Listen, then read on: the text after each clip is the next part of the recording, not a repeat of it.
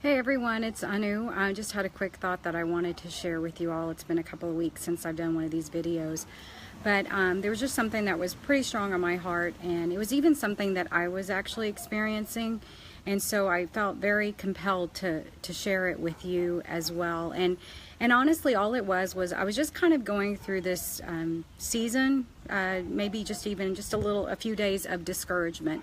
And you know, what was causing me discouragement may not be something that would cause you discouragement, but I think we all experience that in our lives for different reasons.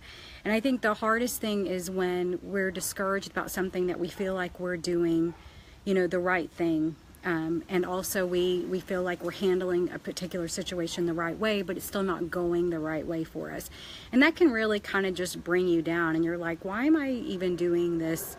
You know, why am I trying to be the better person? Why am I trying to be Christ-like in this situation when it just doesn't seem to be doing anything for me? So that's kind of where I was, just feeling a little discouraged, feeling bummed about some things. But I was reading something that really just encouraged me and kind of brought what I was feeling to life. So I thought maybe it would be something that would encourage you too.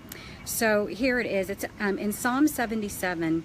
And what the psalmist says is this in verse 2: "In the day of my trouble, I seek the Lord. In the night, my hand is stretched out without wearying. My soul refuses to be comforted. When I remember God, I moan. When I meditate, my spirit faints."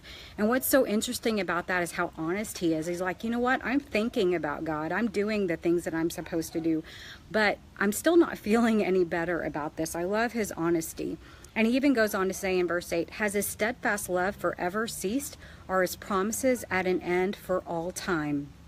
And again, you just hear the real honest discouragement that he's feeling, that he just can't seem to shake.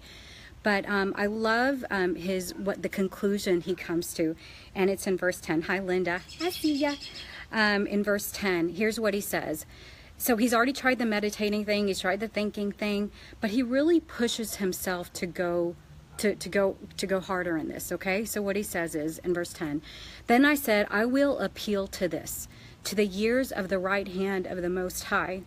I will remember the deeds of the Lord. Yes, I will remember your wonders of old.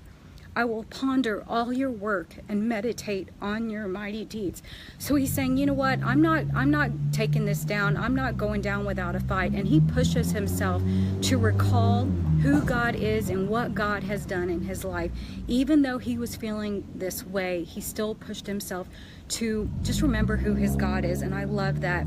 And I love how he closes this chapter in verse 19. Do you guys hear the cars and stuff? I'm outside. Verse 19.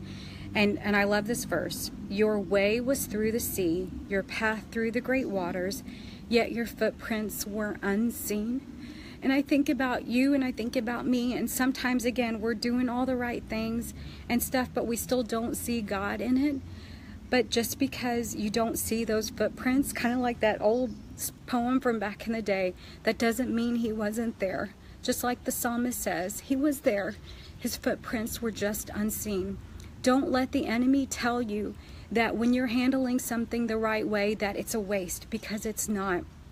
I think if anything, in those moments, we are being more like Christ than probably, you know, in the easy times. So you just keep on, be encouraged when the enemy just keeps fighting at you. You don't take it. You just keep going, and you keep remembering who your God is and that he really is with you and he is pleased with you. God bless you all. Have a great day.